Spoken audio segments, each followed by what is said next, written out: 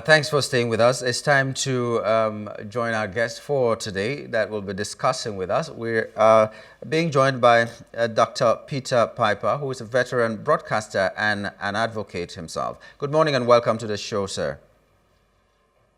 Thank you very much, Nyamgul. Thanks for having me. Yeah. Sorry for keeping you for all this while. You've been waiting for quite some time now, and we sincerely apologize for that. This is not hard to start the new year, but we know that now that we're here, we're going to make the best of it. 2025 is going to be great. Happy New Year to you, sir. Same to you and same to all our viewers out there.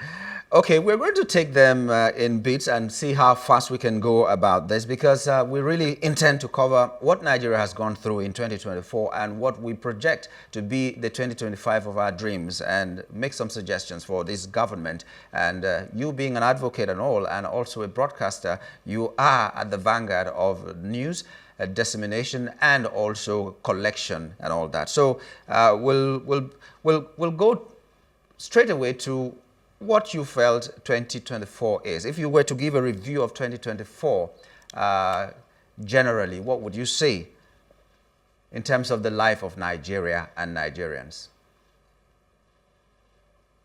Thanks again for having me. I would say 2024 was one of the most challenging years for Nigerians. It was very significant because a lot of people who thought they were in the middle class found themselves automatically dropping to the lower class. It's one of the most challenging years for Nigerians. The impacts of the removal of the so-called fuel subsidy, was felt by Nigerians. Everyone felt it, even little babies felt the pain of the economic hardship that has been imposed on our people as a result of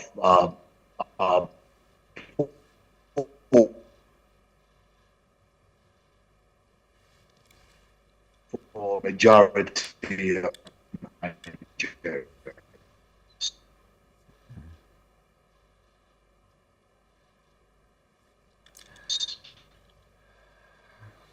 The audio quality is it's not really good enough. Is this the shedding that? Hello, are you still there? Yeah, I am here. I am here. Wow. At some point, it became something else. We couldn't hear you anymore. It was jumpy and all that. Oh, you lost my audio at some point. Yes. But is my audio okay right now? Right now it's okay, but we got the crux of the matter. It was a challenging year for every Nigerian, and right now let's just take them one after the other and see what we can do. If you want to define or you want to look at accountability in terms of governance, what would you say? What was the missing pieces, or what were the missing pieces in 2024 in terms of governance? Things that you thought could have been done better or handled better? In 2024, there was a wild protest on end bad governance, and I refuse to be a part of the protest, because you can't be talking about ending bad governance when the problem really is with the system. So our governmental system in this country is fundamental. Be wasting your time.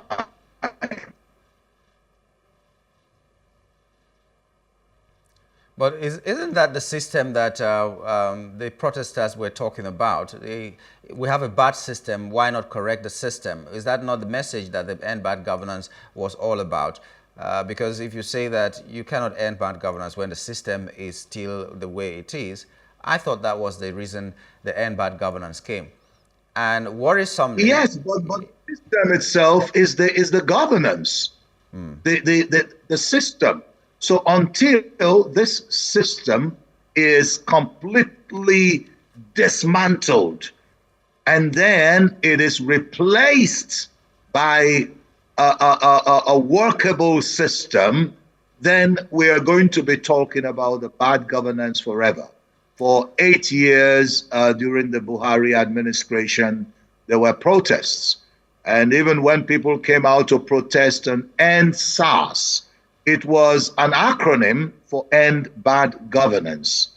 So there has always been this clamor for a dismantling of a system that is serving the interests of just a few Nigerians and pauperizing the majority of the people. And that's why we consistently use the term the weaponization of poverty. Poverty has become a weapon in the hands of the ruling class. So when we complain about the system, what we are saying in essence is that the Nigerian state has been captured. Captured from the federal level, captured in the state level, and now being completely captured in the local government level. So we are in a state of political or governmental captivity. Nigerians have been captured. Yeah, some people will have a different opinion when you say. Some people will have a different opinion when you say governance has been captured at the federal, state, and local government levels. They will say local government autonomy is a win that we witnessed in 2024, and we should be applauding it. Do you think that is a hoodwink, or it's something that was really worthy of commendation that we had local government autonomy, even though right now suspending still haven't seen them working? Governors are waking up from their beds and just suspending local government chairmen and all that. Yeah. I applaud the policy. The problem with Nigeria is not in terms of policy, it is more in terms of implementation of these policies. So when local governments were granted autonomy, we're all happy about the autonomy granted by to the local government. Now that is an economic or a financial autonomy, which the significance of that is that they can now access their funds directly from the federal government instead of through the state governments. So that's simply all it means. So but when we're talking about state capture, we are referring to the election process, the process that brings these people into power. Because when we were in school, we had a subject called government, and there maybe we have to ask ourselves if the life.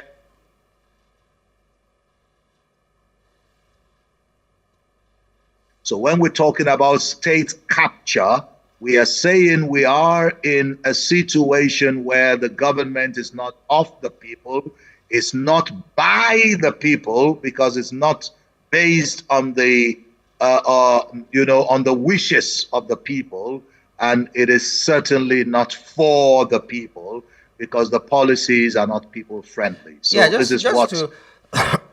Excuse me. To talk further about the local government, I'm just curious.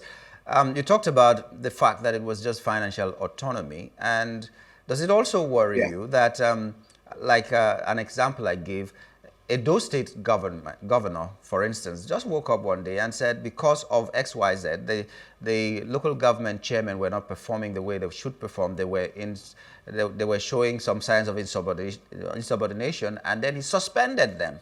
So is this autonomy really an autonomy? That's why we're saying the autonomy is on paper. Most government policies are beautiful on paper, but when it comes to the execution of these policies, we see a mockery of it. A situation where a state governor governing the state can terminate the jobs of the local government chairman. So, you know, when we talk of local government chairman, it's equivalent to being a mayor, you know, in most developed countries. So I want you to imagine that the governor of the state of Texas could just wake up one morning and terminate the job of all the mayors, and there will be no consequence to it. This is the kind of kangaroo democracy that we are operating in this country. And shamefully, the international community, especially those who taught us democracy, I'm referring to the United Kingdom and the United States, whose model of democracy we are following, they seem to be comfortable with what's going on in Nigeria. I am surprised, embarrassed, and ashamed of Maybe it really this. wasn't fashioned for us to develop, but to stay slaves that do not know that we have chains on our hands. Because even the democracy in America is different from the one in UK, is different from the one in China. It's still democracy. And everybody has been talking about the fact that we should have had a homegrown democracy that will reflect the culture of our people and move from there. But that's maybe matter for another day. We have very few minutes to go. And I'd like to hear what your thoughts were on, or are, on education. We had a 2024 where there was a policy that you couldn't get into the university until you got to 18 years. And then a new minister came up, and because people protested and said a lot of things, the new minister came, first thing he did was remove that policy and say that, okay, you know what, you can enter the university much younger because of the realities on ground today, and so on and so forth. We also had a student loan that was instituted to make sure that students were able to access some money that will see them through university education, so that after that they can start paying, and so many other things in the education sector. But some people still think there was not enough done in that sector. But what do you think about the developments or otherwise in the education sector? Well, when we talk about the education sector, I would say one of the most disappointing sectors in Nigeria is the education sector. I do not agree completely with the curriculum. So what we call education in Nigeria actually does not exist. I do not believe that we are giving education to our citizens. What we are doing is schooling. And I would like to clearly state that there is a difference between education and schooling. What we have in Nigeria are schools all over the place that just are giving regurgitative, knowledge. Most of the things they are teaching in Nigerian schools are completely and totally obsolete. And some of these institutions should rather be closed down. Before you talk about education, you have to talk about the curriculum. So a country that does not have a progressive curriculum, a curriculum that is capable of addressing the critical problems of that country, such a country is not involved in education. So I think it is time for the designation of the Minister of Education to be changed to the Minister of Schooling, because we're not getting an education in Nigeria. What we are seeing is schooling. This is the only country you will go to and you'll see nursery, primary schools with a British flag on the schools. And when you ask them why, they say we are operating a British curriculum. We go to some other schools and we see an American or a Canadian flag, and you ask them, what's this flag doing here? They say we are operating an American curriculum or a Canadian curriculum. Please tell me which other country in the world you know that is operating a Nigerian curriculum, because there is no such thing as a Nigerian curriculum. Until you have a curriculum, you cannot be involved in education. So the Minister of Schooling should transcend from schooling to education, and the beginning point of that is to ensure that we have a proper curriculum that addresses the fundamental need of the people. Let me explain a little further here. A curriculum means everything you teach everything you teach your pupils or students to give them the needed knowledge and skills, for the future. That's what a curriculum is. And before you build a curriculum, you begin to analyze what are the knowledge that our citizens will need, what are the kind of skills we will need to build a sustainable country. When we know these knowledge-based skills, and it is based on that we now formulate a curriculum to produce the people in that country who will be able to handle that. We need to remember that in terms of projection, 25 years from now, it is projected that Nigeria's population will be 450 million citizens. 25 years is not a very long time from now. In 25 years, the territory called Nigeria will not expand. The roads are not expanding, but because we have a youthful population, our population is going to keep expanding to 450 million in 25 years' time. So before you talk about education, you go to a curriculum. What kind of jobs do we need in 25 years' time? What kind of skills? What kind of industries? What are the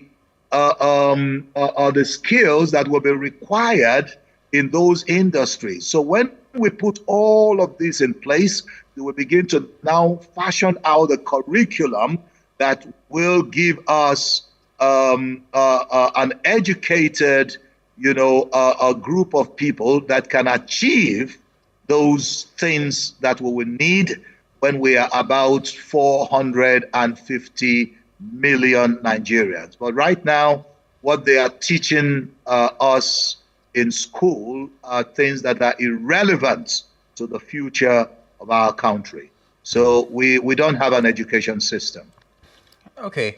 Well, Nigerians should know, Nigerian leaders should know that a country is as rich as the number of people that are educated in that country.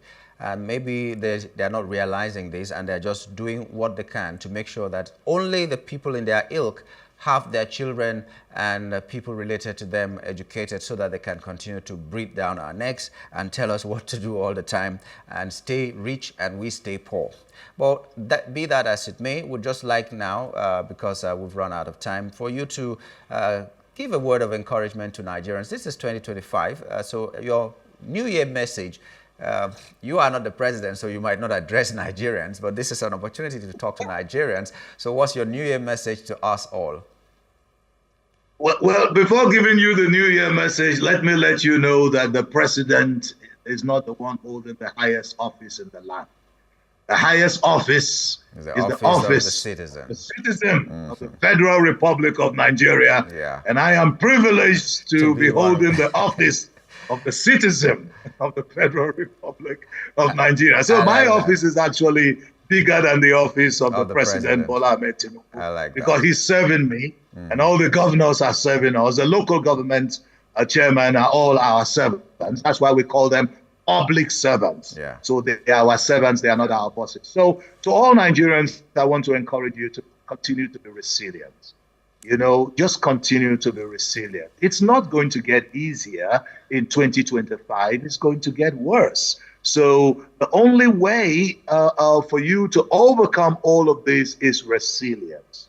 You now have to know that you're in a country where there is a divide between the leaders and the ordinary citizens. So you have to figure out a way, take care of your mental health, take care of your emotional health, do everything you can to make sure that you survive through it. Take it one day at a time. Be very happy. Know that happiness is something that can never be bought with silver or gold. Happiness is a state of mind. So even if the economy is in shambles, even if the whole world is going upside down, you can still maintain that peace of mind when the happiness comes from the interior recesses of your own spirit soul. So, Happy New Year, Nigerians. Keep enjoying yourself. We will see the light at the end of the tunnel. Thank you so much. Thank you so much. Okay, we've been talking with Dr. Peter Piper, a distinguished broadcaster and advocate, and his parting words is be resilient, and that is a very key thing. 2025 has come. Like I said earlier, things may not get better, but we definitely should get better at managing the situation, at surviving this 2025. And then, like he said, and I echo that as well, happiness is a choice. Make that choice to be happy 2025. Stop making resolutions that you'll be evil this 2025, because a lot of people I'm seeing on social media are saying that I'll be evil in 2025. I will cut off a lot of people. I will do this and that. Resolve to be a better person and a more loving person. And if we all do this, our world will be better. Happy New Year to you all. My name is Nyamgul Agaji. Bye for now.